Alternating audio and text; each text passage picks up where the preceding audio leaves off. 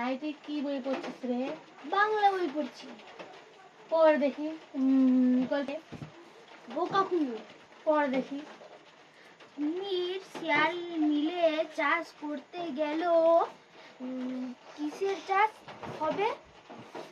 আলুর চাষ।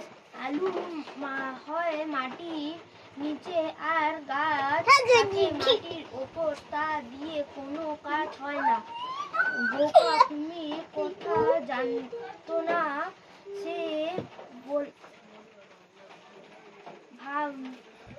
ভাবলো বুঝি আলু আর গাছের ফল, তাই সে শিয়ালকে ঠকাবার জন্যে বলল গাছের আবার দিকে কিন্তু আমার আর গোড়ার দিকে তোমার।